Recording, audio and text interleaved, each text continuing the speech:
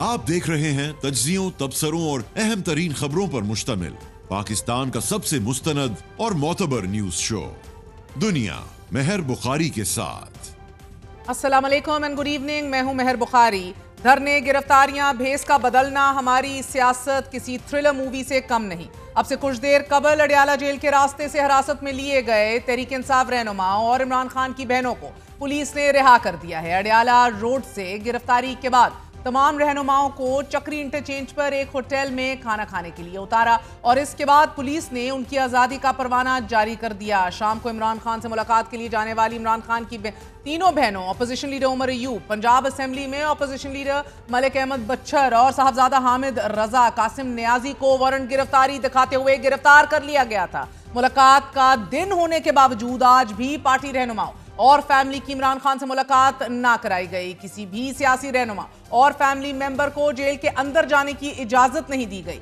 इमरान खान की बहनों और जरताज गुल को पुलिस ने वागल नाके पर रोका और उमर अयूब को गोरखपुर नाके पर रोका गया। किसी रहनुमा को पुलिस ने जेल की तरफ जाने की इजाजत ही नहीं दी। इजाजत ना मिलने पर इमरान खान की बहनों और तहरीक इंसाफ कारकुनान ने नाके पर ही धरना दे दिया। पुलिस ने इजाफी नफरी बुलाकर जबरदस्ती उन्हें जगह खाली करने पर मजबूर किया। कारकुन मुंतशिर हो गए और इमरान खान की बहनों ने एक प्लाजे में पनाह ले ली। बादजां पुलिस की भारी नफरी ने प्लाजे को भी हिसार में लेकर खवातीन कारकुनान को प्लाजे से बाहर निकाल दिया, लेकिन इमरान खान की बहनों ने बाहर आने से यकसर इनकार कर दिया। इस पर पुलिस ने प्लाजे के मालिक को तलब किया, उसे ढूंढा, उसे फोन किया, उसे बुलाया गया, फिर फौरी ताले लगाए गए। हुक्म दिया गया कि बहरहाल इनको फिलफौर निकाला जाए। इसी असना में उमर अयूब, जिन्हें गोरखपुर नाके पर रोका गया था, उन्होंने भेस बदल के मोटरसाइकिल पर बैठकर पुलिस को चकमा दिया और बहरहाल ये चकमा देने में वो कामयाब भी हो गए और तमाम नाकों से गुजरते हुए धागल नाके पर इमरान खान की बहनों के पास पहुंच गए। ऑपोजिशन लीडर उमर अयूब ने पुलिस के रवैये पर एहतजाज करते हुए कहा कि ये अदलिया के लिए लम्हाए फिक्रिया है, पुलिस रियासत के अहलकार हैं, ये कैसे ऑपोजिशन लीडर को रोक सकते हैं। अलीमा खान ने भी मीडिया से गुफ्तगू में इस अज़म को एक बार फिर दोहराया कि अगर आज हमारी मुलाकात ना कराई गई तो हम यहां से नहीं जाएंगे, हम या तो जेल जाएंगे या जेल के बाहर ही रहेंगे। जुमेरात वाले दिन का वादा किया था, आज क्या लग रहा है? आज को फिर रोक लिया आपको।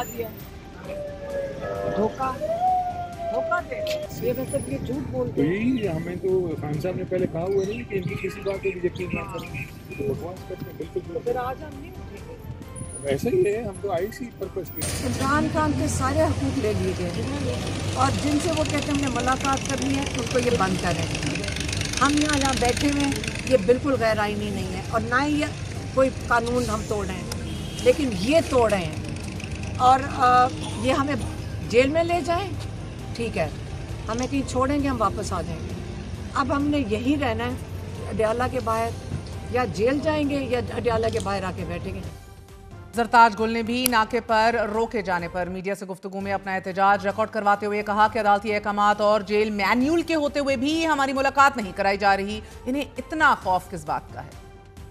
पूरे इलाके में आप देखेंगे, पूरी रोड पे तमाम गाड़ियां रोके खड़ी हुई है, चाहे इलाके के लोग चाहे बच्चे स्कूलों से जा रहे हैं, वापस जा रहे हैं, इन वजह से सबको रोके रखा हुआ है, सिर्फ इसे कि ये मुझे जाने नहीं दे रही, अपने लीडर से मुलाकात नहीं करने दे रही। इतना खौफ है इनको, इतना खौफ है इमरान खान का कि कहीं उसकी कोई तस्वीर या कोई पैगाम जो है आपके सामने।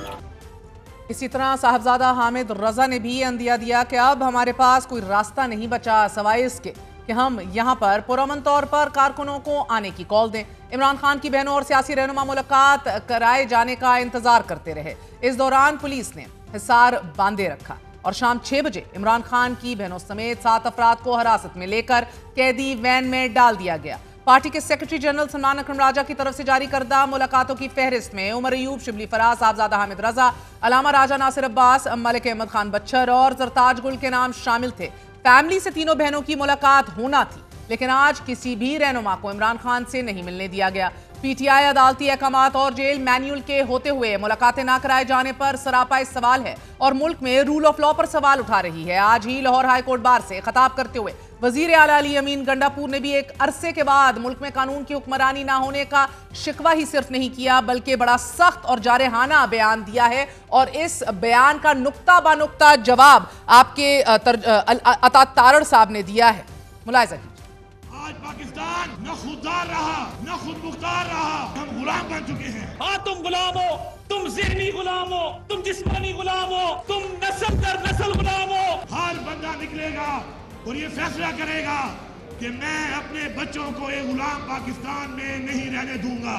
मुल्क तरक्की कर रहा है और ये तरीके इंतशार वालों का नाम लेने वाला कोई नहीं होगा। फिर भी इमरान खान कहता है कि पाकिस्तान के लिए मैं मुज़ाकरात करने को तैयार हूँ। पाकिस्तान और इमरान नियाज़ी इकट्ठे नहीं चल सकते। हुकूमत और ऑपोजिशन के एक दूसरे पर गुलाम होने के जो इल्जामात हैं वो बदस्तूर जारी हैं। दोनों एक दूसरे को एक ही इल्जाम लगा रहे हैं और इसके साथ ही लाहौर हाई कोर्ट बार से इंतजार हुसैन पंचोता ने भी खिताब करते हुए मोअज़्ज़ज़ अदलिया से गुजारिश करती है कि वो आईन और कानून की बालादस्ती के लिए अपना किरदार अदा करें।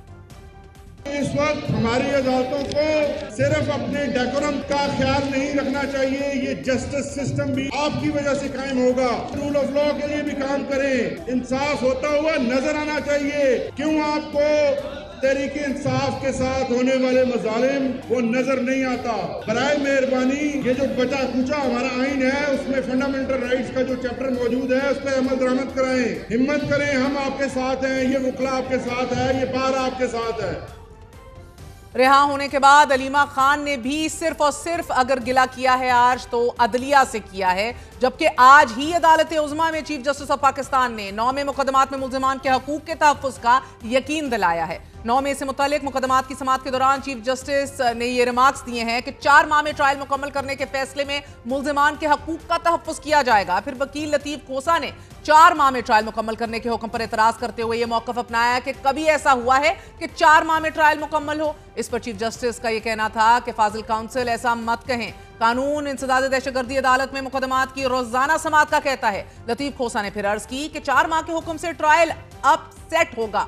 इस पर चीफ जस्टिस ने कहा कि ट्रायल मुत्तलका हाई कोर्ट और इंतजामी जज का मामला है, सुप्रीम कोर्ट ट्रायल की मॉनिटरिंग नहीं करेगा। वकील लतीफ खोसा ने अदालत से इस्तदा की कि 9 में के 500 मुकदमात हैं और 24,000 मुल्ज़िमान फरार हैं।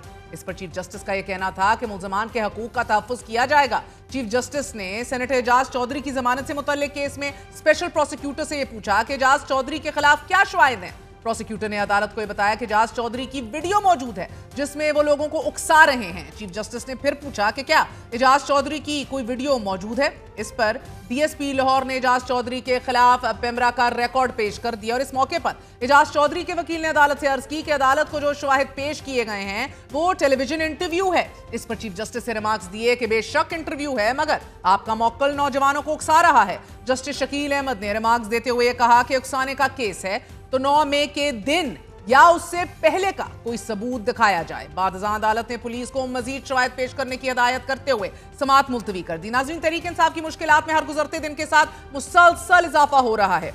कानूनी महाज पर मुकदमात दर मुकदमात का एक लामहदूद सिलसिला है। मुलाकातों के मामले में मुसलसल रुकावटें हायल हैं। धरना और एहतजाज पर गिरफ्तारियों का सिलसिला थमने में नहीं आ रहा और पार्टी के अंदर ग्रुपिंग ने भी जमात को मुश्किलात से दो चार कर रखा है। आज भी वफाकी वजीर इत्तलात ये दावा कर रहे थे कि खैबर पख्तूनख्वा में पीटीआई मुख्तलिफ ग्रुप्स में मुनकसिम है।